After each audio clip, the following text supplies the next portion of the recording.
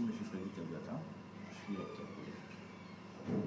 Alors, M. Freddy, récemment, le compatriote qui habite la partie ouest de la ville de Kinshasa ont fait preuve, ont subi une catastrophe naturelle qui a causé beaucoup de pertes en vies humaines et également de biens matériels. En tant que compatriote, d'abord, un mot par rapport à cela. Le mot par rapport à cela, c'est que c'est d'abord un mot de solidarité. Je exprime toute ma solidarité aux sinistrés de cette catastrophe naturelle. Comme c'est une catastrophe naturelle, nous ne savons pas la provenir. Par contre, nous, plutôt, je dirais, outrés que des vies humaines soient fauchées de cette façon-là. Nous avons vu des images des enfants, des femmes, des âgés qui ne pouvaient pas se déplacer facilement, des hommes âgés qui ne pouvaient pas se déplacer facilement dans ces zones inondées, qui ont perdu la vie. Les personnes à mobilité réduite qui ont perdu la vie, c'est des compatriotes. Il y a eu des enfants qui avaient l'avenir devant eux, qui ont perdu la vie dans cette catastrophe. C'est tout simplement une situation que nous regrettons. C'est triste et nous exprimons toute notre solidarité.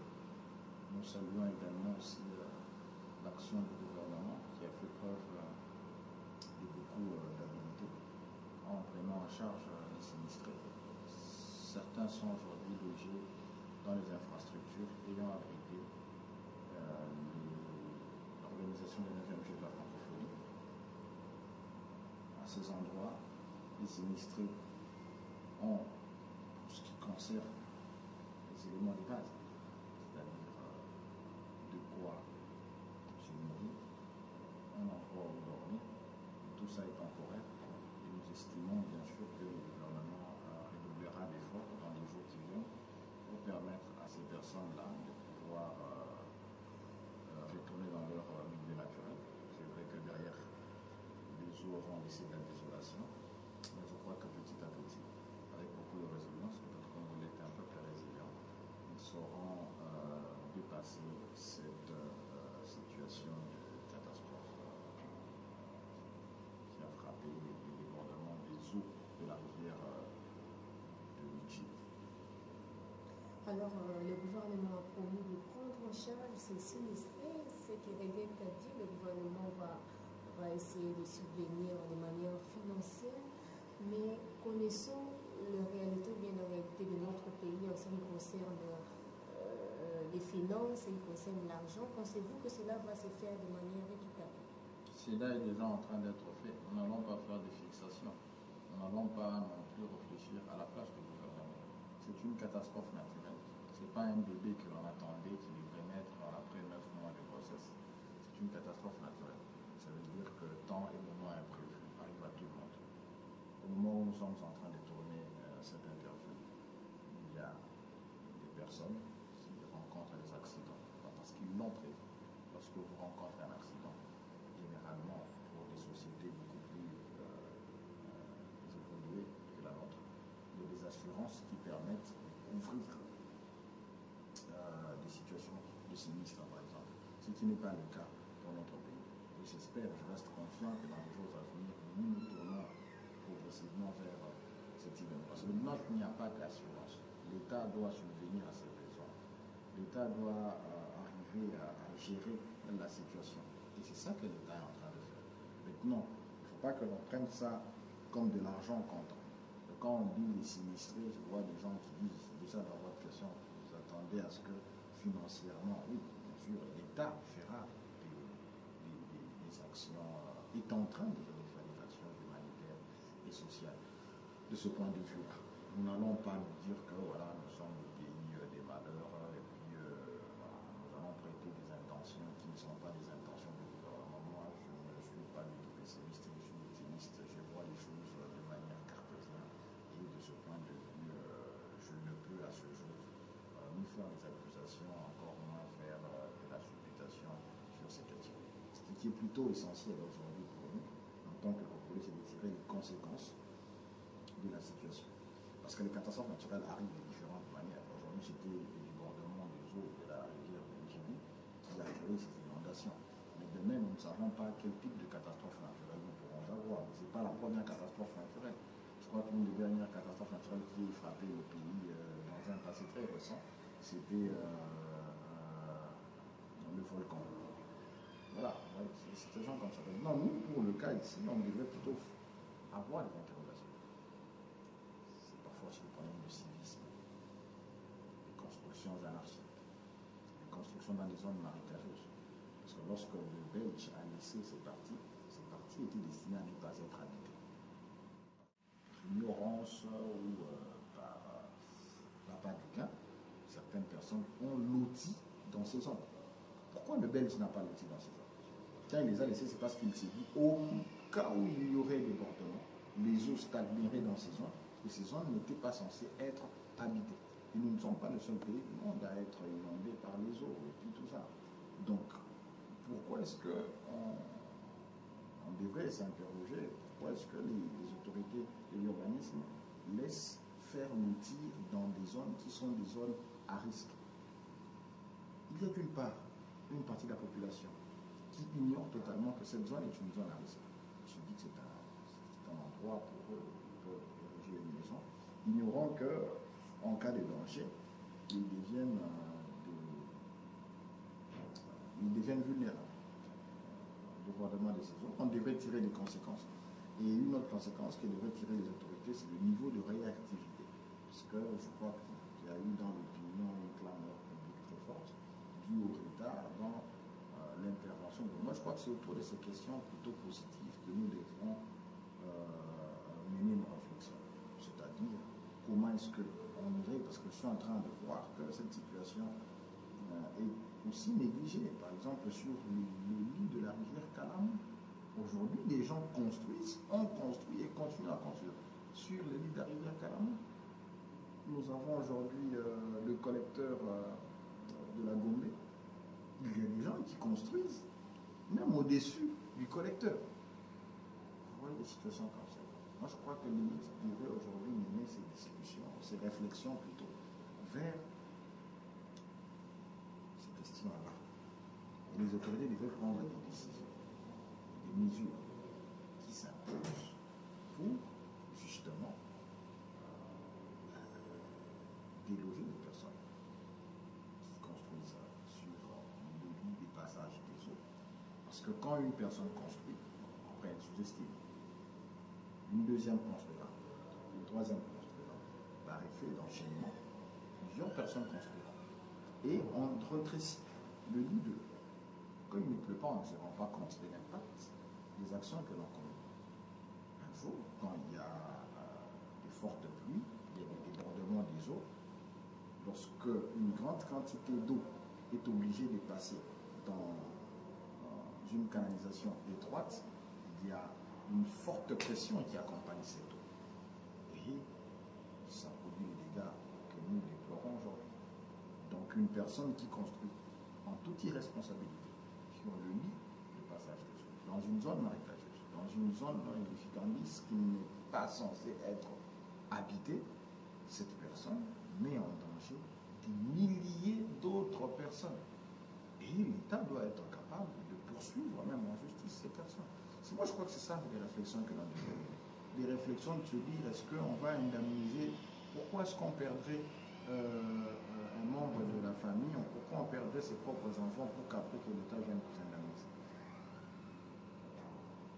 Les indemnités que l'on pourrait vous donner ne ramèneront pas à la vie des personnes ou les êtres chers que vous aurez perdus. Moi, je crois que le peuple devrait faire des réflexions. Parce qu'une catastrophe comme celle que nous avons, elle reviendra. On ne peut pas du tout empêcher qu'une catastrophe comme celle-là ne se produise. Le débordement, il viendra. Mais faisons des réflexions plutôt pour savoir comment est-ce qu'on prévient ces genres de situations.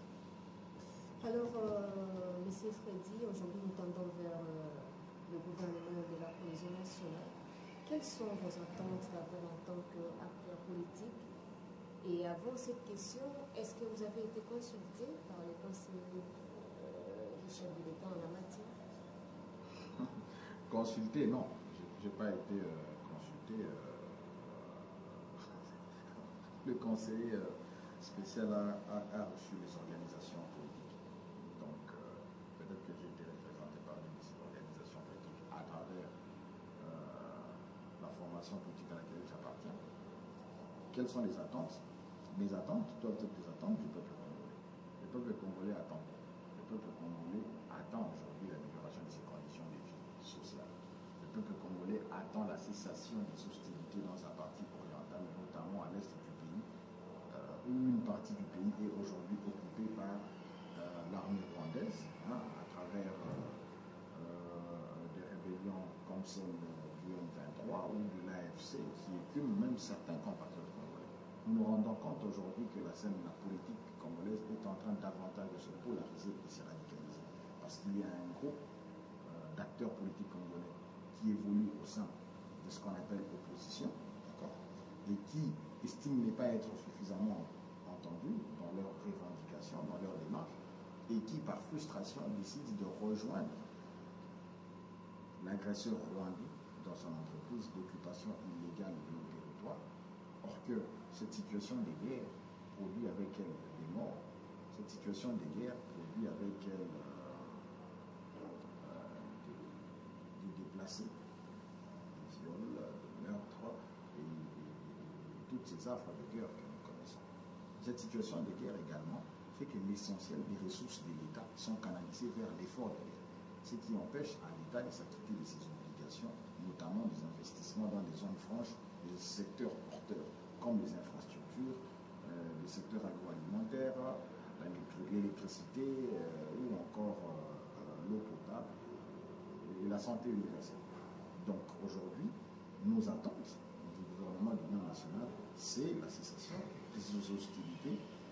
Nos attentes du gouvernement national, c'est que ces consultations ont servi aux Congolais épris de patriotisme de venir à la table, d'exprimer leurs déshydratats, d'exprimer leurs frustrations, afin que nous puissions avoir un gouvernement qui réponde aux attentes de tout le monde. Mais attention, nous ne considérons pas dans nos attentes, par le titre personnel, nous ne considérons pas dans ces attentes un gouvernement de partage de plutôt parce que, attention, la responsabilité gouvernementale devrait d'abord être vue comme une action de servir le peuple, pas comme une action de se servir soi-même, de servir ses appétits égoïstes, de servir ses ambitions personnelles, ne devrait pas être le balai de l'opportunisme primaire, encore moins être ce champ où on considère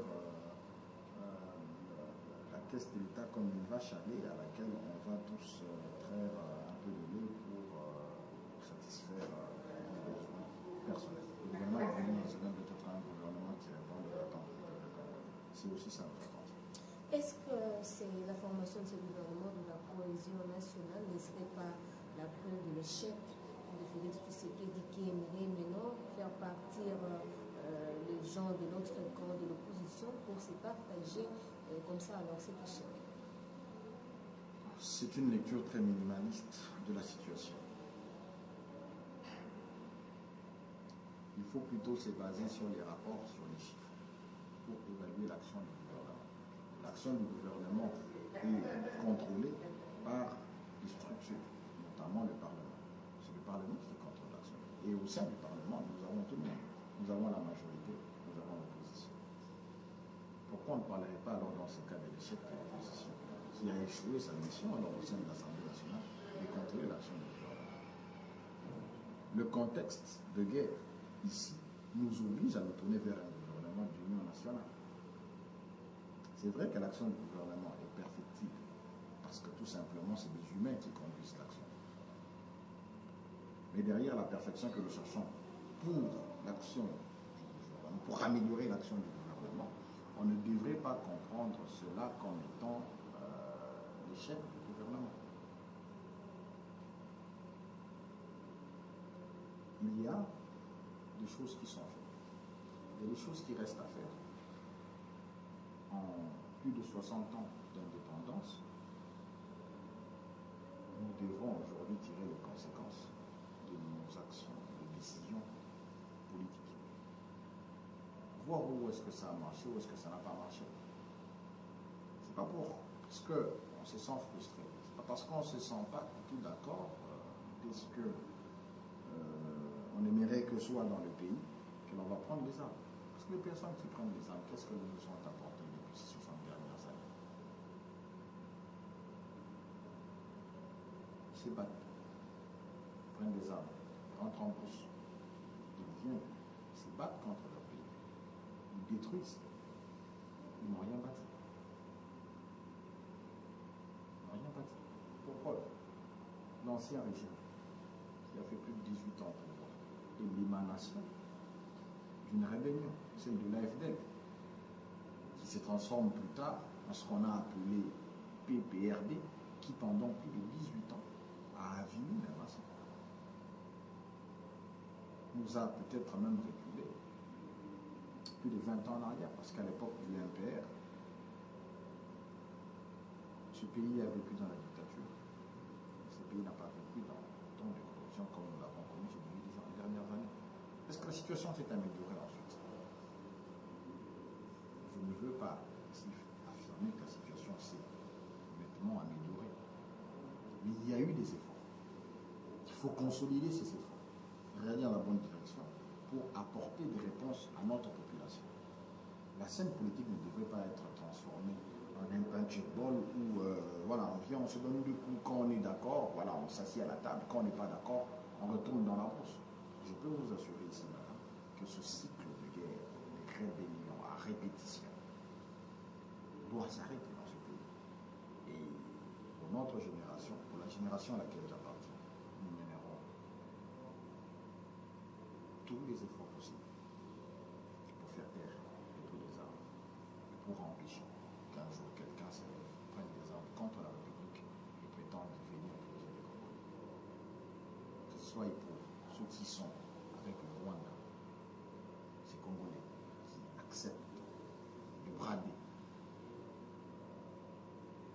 leurs sentiments patriotiques, de gravir les marches de l'indignité à Goma, comme ça se fait actuellement, et prétendre venir libérer un peuple. Moi, je ne suis pas en prison, donc je n'attends aucun libérateur.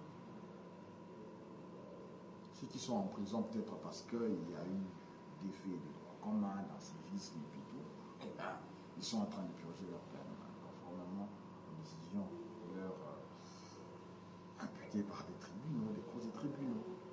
Mais nous ne sommes pas en prison. Vous-même, Madame la Ministre, vous n'êtes pas en prison pour que vous puissiez attendre que quelqu'un, puisqu'il porte une arme en bandoulière, qui quitte les chaînes des montagnes de Saramboué, prétende venir vous libérer. Il vient vous libérer de quoi? Et en vous libérant, il vous offre quoi? Je pense que le salut de notre peuple aujourd'hui, voilà, c'est d'abord d'aimer d'abord notre pays, de travailler pour le bâtir. Le Rwanda doit retirer ses troupes du sol congolais. Ses compatriotes congolais qui rejoignent la rébellion, le mouvement terroriste M23 soutenu par le Rwanda, devraient se ressaisir et revenir à des bons sentiments. S'ils ont des revendications à faire, bien qu'ils reviennent à la table, qu'ils font de la lutte politique, qu'ils entrent par là, qu'ils fassent entendre leur voix, soit par là, soit notre constitution définit déjà les modes d'accession au pouvoir. Et le seul mode d'accession au pouvoir, à l'exercice du pouvoir, demeure les élections. Ma proposition, c'est de rappeler à tous nos compatriotes, comme je l'ai dit précédemment, qui gravissent les marches de l'indignité à Goma, à Bukavu, en ce moment, de revenir à la table des négociations, de faire entendre leurs préoccupations, de faire de la lutte politique et de suivre les seules voies définies par notre constitution pour accéder au pouvoir. Les troupes rwandaises créent mort, désolation à l'est de notre pays. Je crois qu'il est temps qu'elle s'arrête. Parce que cette guerre, aujourd'hui, certainement qu'ils estiment que nous sommes en position de faiblesse, mais cette situation ne perdurera pas pour toujours. Il y aura bien un jour ou soit ils partiront de nous, ou ils nous obligeront à partir. Je ne dirais pas qu'on arrive à ça, mais un jour ils finiront par partir. Est-ce dans 2, dans 3, dans 10 ans? Je ne sais pas. Mais ils finiront par partir parce que le peuple congolais n'acceptera jamais, alors jamais, cette prédation infinie. Un jour ça finira. Alors, M. Freddy peut conclure un mot peut-être à la jeunesse qui vous suit en ce moment. Le mot que je donne à la jeunesse, c'est la résilience, le patriotisme. J'appelle notre jeunesse à la résilience et au patriotisme. De ne pas se laisser aller à des discours vides d'essence, distillés plus souvent par l'ennemi, par des États belliqueux, comme le fait actuellement le Rwanda, dans notre partie orientale du pays, avec la complicité de certains Congolais qui exprimaient son opinion. Mais l'expression de son opinion ne se définit pas, ne se traduit pas par les actes de terrorisme contre son propre pays. Comment voulez-vous libérer un peuple que vous participez et vous contribuez à massacrer, à violer, à faire déplacer de ces lieux de résidence? Parce que quand on fait déplacer les populations, surtout les populations rurales, on les empêche de faire leur élevage, on les empêche de faire le champ, et sous prétexte de venir libérer ce peuple. La part du gain facile est actuellement l'une des motivations de l'ennemi qui nous fait la guerre. Et moi, j'appelle la jeunesse à ne pas du tout se laisser distraire et à se revenir. Notre pays a une chance.